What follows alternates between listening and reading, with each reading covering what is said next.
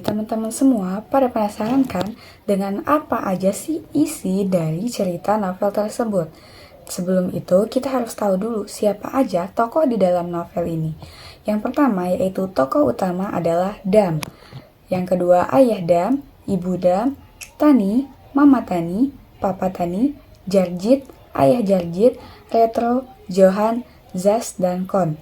Nah, teman-teman semua juga pasti sangat penasaran dengan siapa aja sih tokoh yang ada di dalam cerita tersebut dan bagaimana peran dari tokoh-tokoh tersebut. Untuk itu, mari kita mendengarkan ulasan selanjutnya.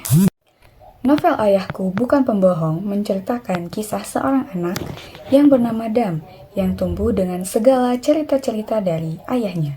Sang ayah sangat suka menceritakan kisah-kisah petualangan yang mengandung nilai-nilai yang terdengar seperti dongeng, seperti cerita Sang Kapten, Lembah Bukara, Negeri Penguasa Angin, Si Raja Tidur, dan lain sebagainya. Semenjak kecil, Dam selalu percaya dengan kisah-kisah yang diceritakan oleh sang ayah. Walaupun menurut orang dewasa seperti kita sendiri bahkan, cerita itu hanya terdengar seperti kisah palsu atau cerita bohong yang ia karang sendiri. Mengingat nama tokoh dan juga tempat yang terdengar asing oleh orang lain, membuat mereka berpikir ulang untuk mempercayainya dan juga untuk yakin terhadap cerita-cerita yang diceritakan oleh ayahnya. Dam tidak menceritakan kisah itu kepada orang lain, ia menyimpan untuk dirinya sendiri. Pada saat itu, ia sangat mempercayai semua yang diceritakan oleh ayahnya tersebut. Teman-teman semua harus tahu nih, pada masa kanak-kanaknya, Dam adalah anak yang berprestasi. Pernah meraih prestasi sebagai juara klub renang kota pada kejuaraan nasional ketika ia masih berusia 8 tahun. Dan dia juga pernah memenangi cabang klub renang estafet 4x100 meter gaya bebas. Dam juga mempunyai dua teman baik, yaitu Johan adalah teman sebangku Dam dan juga Tani adalah teman baik perempuan Dam. Berbeda dengan Jarjit, Jarjit adalah anak yang usil. Ia sangat suka sekali mengejek Dam. Dia sering membuli Dam dengan menjuluki Dam sebagai si keriting pengecut karena rambut Dam yang keriting dan tubuh Dam yang pendek. Dan juga setelah menyembunyikan cerita-cerita tersebut, Dam akhirnya memilih untuk menceritakan cerita tersebut kepada Tani, yaitu teman perempuan baik Dam. Dam menceritakan semua cerita yang diceritakan oleh ayahnya selama ia di rumah, dan kemudian diceritakan kembali oleh Tani lewat buku hariannya. Dan tidak sengaja Tani meninggalkan buku hariannya tersebut di dalam lacinya, yang kemudian dibaca oleh teman-temannya yang sedang melaksanakan piket kelas. Setelah membaca cerita yang diceritakan oleh Tani melewati buku hariannya yang kemudian diketahui oleh Jarjit, membuat Dam dibully oleh teman-temannya dan membuat Dam marah terhadap Tani. Tani pun merasa kecewa dan juga Dam memilih untuk menjauh terhadap Tani dan memilih untuk tidak berteman lagi kepada Tani. Singkat cerita, pada masa remajanya, Dam bersekolah di Akademi Gajah. Nah, sekolah ini ia menjumpai teman baik yang bernama Retro. Retro adalah teman baik yang selalu menemani Dam kemanapun Dam pergi. Hingga pada masa libur tiba, Dam memilih untuk pulang kampung menemui orang tuanya, dan ternyata ibunya sedang sakit. Dam memilih untuk merawat ibunya yang sedang sakit sambil bekerja keras untuk pembiayaan pengobatan ibunya. Pada masa ibunya sakit, Dam sangat berusaha keras dan bekerja keras demi membiayai pengobatan ibunya.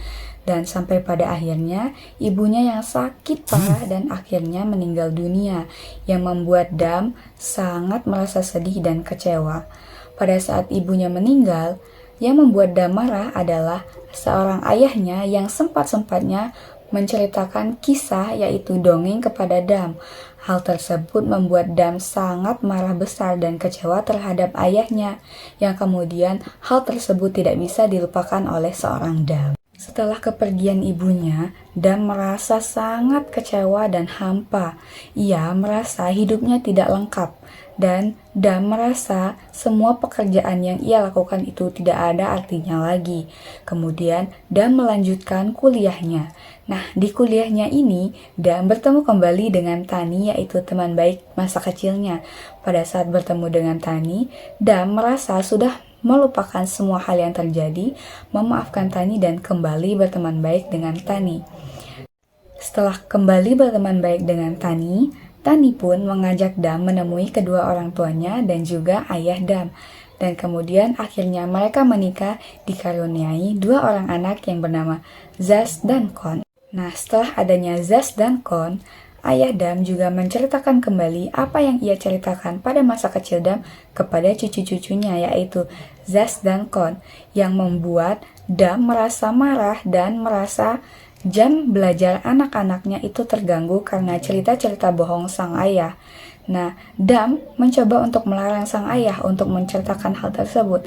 Namun sang ayah terus menceritakan kepada cucu-cucunya cerita-cerita dongeng tersebut, yang membuat Dam merasa marah besar dan mengusir ayahnya untuk pergi dari rumah mereka, yang membuat ayahnya merasa sedih dan kembali untuk ke rumah pertama, yaitu rumah yang ia tempati pada masa kecil pada saat ibunya masih hidup.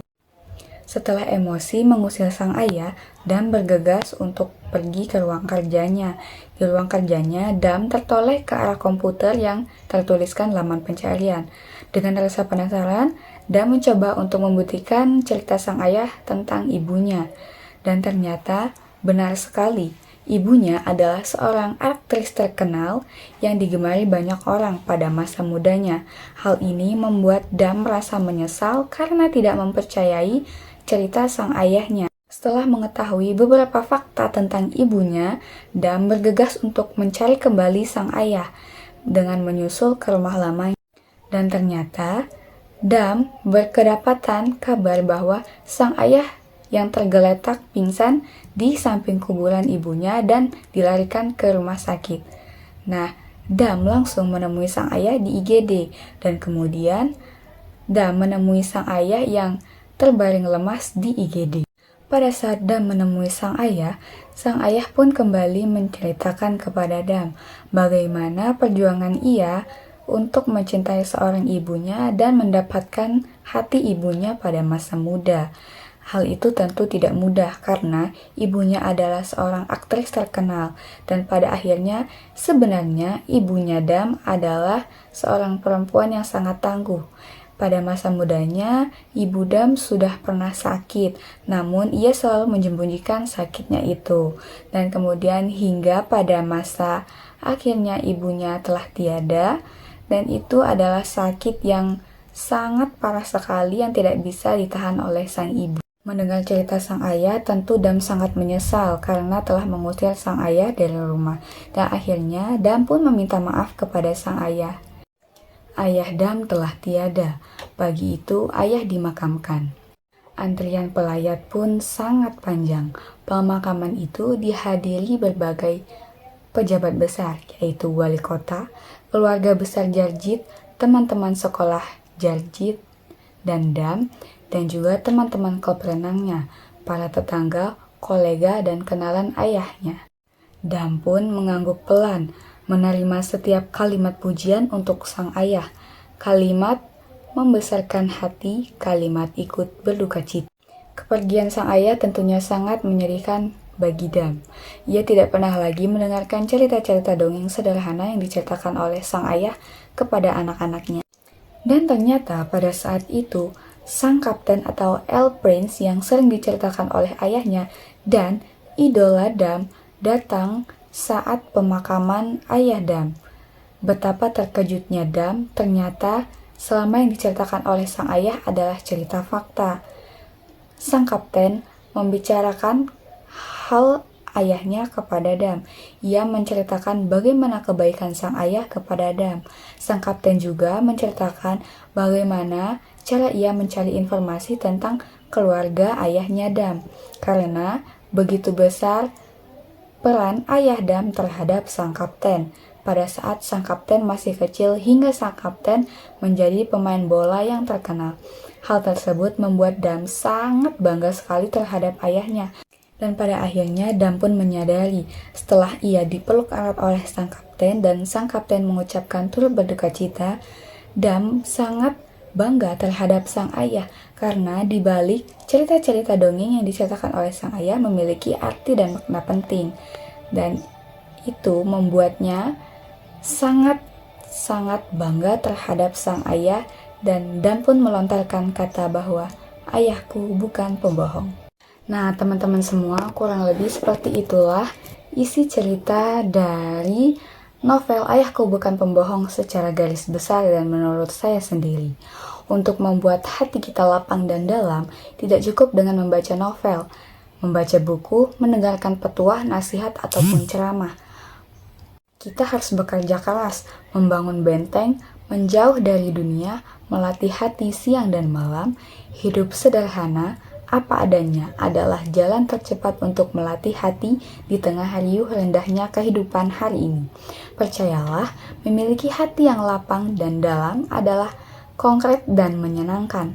Ketika kita bisa berdiri dengan seluruh kebahagiaan hidup, menatap kesibukan di sekitar, dan melewati hari-hari berjalan bersama keluarga tercinta.